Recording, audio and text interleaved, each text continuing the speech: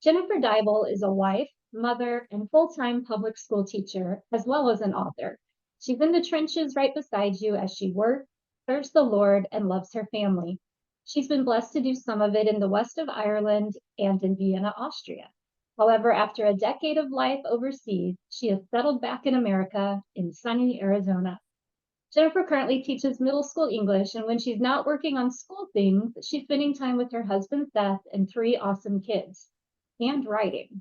Jennifer writes stories that explore home through the lens of faith, family, and culture, with the beauty and depth of Ireland coloring much of it. Her books aim to bring her readers the charm of an Irish village, the beauty of the Emerald Isle, and the hope of encouragement of faith. Jennifer, good morning. Good morning. Thank you so much for having me. Thank you.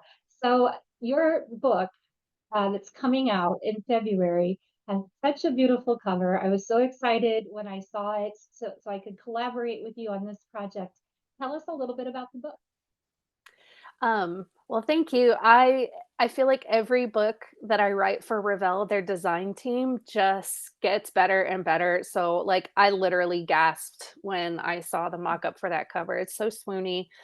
So the Irish Matchmaker follows the story of Katrina Daly, who she and her father are like third and fourth generation matchmakers in the tiny village of Lisdoonvarna in 1905. And every year in this town, for the month of September, there's a matchmaking festival. This actually happens. Lisdoonvarna is a real place. The matchmaking festival still carries on every September to this day. And she's kind of tired of small town life. She's matched everybody else and just hasn't been able to match herself. So when a handsome man returns after the match he had from a different matchmaker the previous year failed, she sees her chance to leave the small village for the glitz and glamour of the big city. And then we have Donald Bunratty, who is a single widowed father. And for his daughter's birthday, she makes a wish for him to go to the matchmaking festival and find a wife and a new mom for her. And he reluctantly agrees. He's never been one for romance. It was kind of a marriage of convenience with his first late wife. And so, but she convinces him to go. And when he gets there, the only person he really has any eyes for is Katrina herself, but she's chasing after Andrew. So shenanigans ensue. It's great fun. This was a really fun story to write, and I'm excited to share it. It sounds fun. I can't wait to read it. So tell me, how long have you been writing, and how did you get into this beautiful, wonderful field of writing? I think in some ways I've been a writer my whole life. As a kid, I would spend hours writing in my journal. I would write stories, I would make up stories and act them out. It's just kind of always been part of who I am. In college, my first English class was kind of a combination literature and creative writing class. And I remember that professor telling me, um, you should really consider a career where you could write. And I was like, thanks, I want to make money. And then as God would have it, he had me change my major to education, so I'm still not making any money. But when we were living in Ireland, I got noticed that a new website was starting. It's called The Better Mom, and so I applied to write for them, and that's when I really started jumping into kind of professional writing, as it were. But before that, so the first time my husband and I lived in Ireland, we were there from 2002 to 2004 as students studying the language and culture. And when we came back, I started writing what would later become my debut novel, A Dance in Donegal, as just a way to process all that we had been through. Because those 2 years were probably the two hardest years of our marriage, but also two of the most wonderful years. It was a very strange and difficult time. And so I started writing to um, kind of process through that.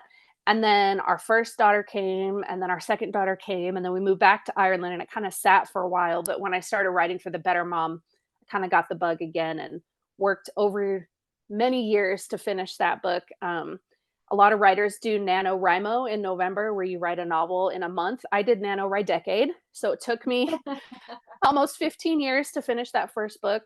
And it was just through some of the connections with The Better Mom and then a job that I had when we came back from overseas. that God just really orchestrated all the dominoes to fall into place. And so I've been writing officially under contract since I believe I signed the contract in 2019, I think. And A Dance in Donegal came out in February of 2021, if I remember that right. So, and then I've kind of done a book a year since then. That's so wonderful. So what are you working on next? I literally last night just finished the rough draft of book 5. This book takes us back to Donegal. It's set in 1912 and follows the story of a young woman. Tragedy has befallen her family, and she's left all alone. And her employers have set up a new place for her to work far from home to kind of get away from everything that had happened. When she gets there, she learns that the lord and lady she was supposed to be working for, he has passed away, and his title had died with him, and they just up and left. And his wife and sister went to Australia, so she's stuck. And she gets picked up by this woman, and she takes her back. And the woman is the sister of a tweed weaver and farmer, who contracts with Donegal Tweed. And he gets injured and cannot weave, but they have a big contract that they have to fulfill. And so Saoirse kind of helps him try and get that done, all the while dealing with the tragedy, and some of the guilt that she carries from that. And they have to kind of try to find their way back to each other. Wow, that sounds very interesting. I cannot wait to get my hands on these books. Thanks. Well, are you ready to get into our lightning round of questions? Now, Absolutely. I'll warn you though, it has not been lightning fast with any of our authors. We all use a lot of words when we answer questions. That's okay. All right. So first question, what is your favorite genre to read? Until recently, it would have been historical romance, which I'm sure is shocking. But I've really gotten into romantic suspense lately. I've been devouring Natalie Walters. Jamie Jo Wright, of course, is an auto buy as well. Um, and I've also been kind of dipping my toes into contemporary romance with Courtney Walsh, Liz Johnson, and I've just really kind of been enjoying exploring and kind of widening my boundaries a little bit. That's great. I feel the same way. What is your favorite TV show? Oh goodness. I really love The Crown. I really enjoyed Call the Midwife, especially in the earlier seasons. Hmm. Um, those are probably my 2 favorite. We have a lot in common. What's your favorite way to spend a quiet evening? Um, it usually would involve chocolate of some kind, and either just hanging out with my family, watching a show or a movie or something, or of course reading. Are you a plotter or a pantser? I think I'm a planter. I'm kind of both in that I've tried all the different methods, the snowflake method, the outlining method, to really outline and plan every scene. And it my characters don't like to cooperate with that. So I don't plan and outline like officially, but when I'm not writing, I do a lot. Like I'll kind of write a scene in my head and kind of think through it before I sit down and write. So when I sit down to write, I kind of know what's happening in that scene. I just don't have every single thing planned out. I love that we all have a different process and we just have to figure out what works for us. And I think sometimes our process changes and evolves as we change and evolve. 100%. Yes. If you could spend a day as a character in any book, who would it be? Oh, that's a good one. Um, well, my favorite book series of all time is Liz Curtis Higgs' Scottish trilogy, that mirrors the story of Leah and Rachel and Jacob. Um, so I would love to maybe be like a side character in that book so I could kind of watch it all unfold, but there's so much drama and heartache that I don't think I'd want to actually be one of the main characters, but I'd love to like be able to watch it all happen in real time. That's that's fair. What was your favorite toy as a child? Oh. Um, well, I loved playing with Barbies and dolls. I played House was my favorite game. But a weird memory actually popped into my head when you asked that question. So my dad was pastor. We spent a lot of time at church, and I remember, gosh, I was probably maybe 3, and I was in the church nursery during something, and there was shelves way high up, and there was this apple toy that was probably about this big, and all it did was, like, if you pushed it, it would kinda rock and jingle, and for whatever reason, I was obsessed with that apple, but no one would ever get it down for me. I can still picture, like, in my mind, I'm on the floor, and it might as well be 5 stories up there, it seems so tall, so that Right. I don't know why I was so into that weird apple, but I loved it. That's funny. I love it. What are you most looking forward to in 2024? Um, let's see. Well, the novel that I just finished, is the last on my contract, so I'll be pitching new stories, but I have a little bit of a break. I'll be finishing my first devotional this year, so I'm really excited about that and to see that side of the process. And then personally, just kind of spending time with my kids. My word for this year is nourish, and I really want to work on nourishing the relationships with those under my roof, especially our first is off at her first year of college, our second is a junior. So I feel like my time with them in the same house is quickly fading. So I'm looking forward to doing that. I have 5 kids, and 4 of them are Mm. now out in the world, and that's so hard. It is. I didn't think it would be this difficult when they were But little and the days were long and it was so hard in a different way. I kind of looked forward to these days and now I'm like, no, I don't yeah, like this. I understand, and nourish is a very good word. Great word to embrace. Next question, coffee or tea? Oh, both. I never really was a tea drinker until we lived in Ireland. And so even now, after a really hard day, my first thing I'll reach for is a cup of tea. Oh, Good Irish Lion's Gold blend is my preferred with lots of milk.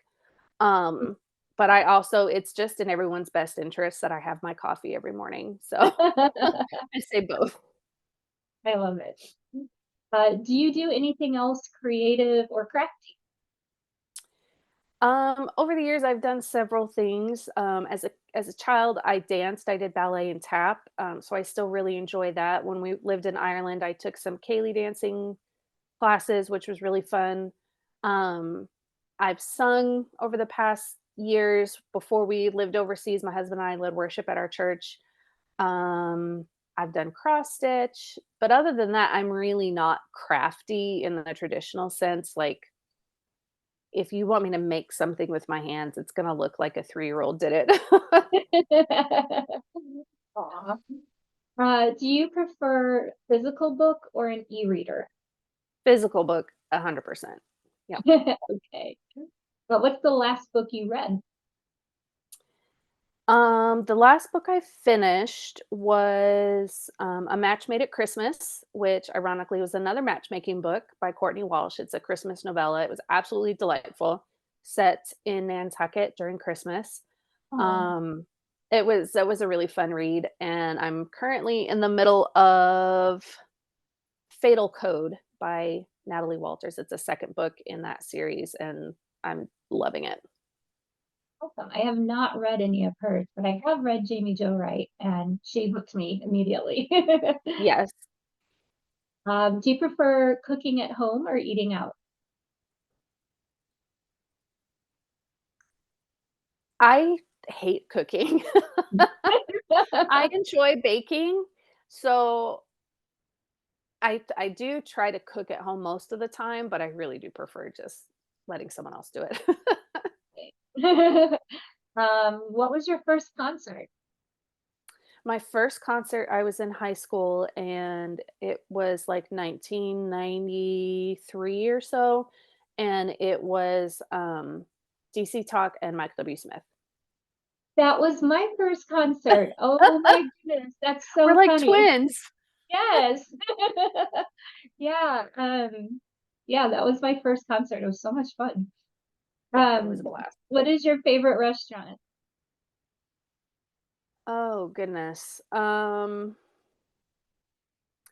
I've really been into Rubio's lately. They have these gourmet shrimp tacos that are delicious. They're a chain, but I think they might be a smaller chain, but it's like a little hole in the wall Mexican place that Very I've cool. really kind of been addicted to lately. All right, and the last question, what is a book you're excited to read? All of them. You have I a giant know to be read pile. yes, my to be read pile is like I'm never gonna get through it. Like I could live 200 years and I would never get through it. I know Liz Johnson has one coming out, I believe, next year. Jamie Jo Wright has one coming out. I have this Natalie Walters to finish, and then the final one in that series. I'm excited to read. Um, yeah, there's too many to name. All right. Well, Jennifer, if people would like more information about you, where can they find you online? The best, like, kind of one-stop shop to find me is my website. It's just jenniferdeibel.com. There's information on all of my books. There's links to my social media and a way to sign up for my monthly newsletter. Social media wise, I'm most active on Instagram, but I'm also on Facebook. Okay, good to know. Well, part of this giveaway, this collaboration, is that I made some earrings inspired by your beautiful book cover. And like I said earlier, I was so excited when I saw it because it's one of the most beautiful book covers I've ever seen. So here are the earrings for the giveaway with Oh, all the they're little so eyelash. cute. It's perfect. Yeah. And you are being generous and donating a copy of the book as well. Correct. We are going to post these links and the instructions for entering the giveaway.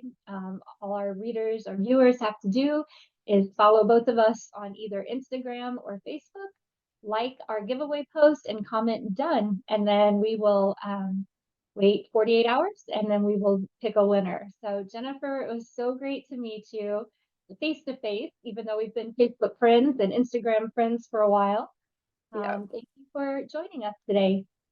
Thank you so much for having me. It was a lot of fun. It was.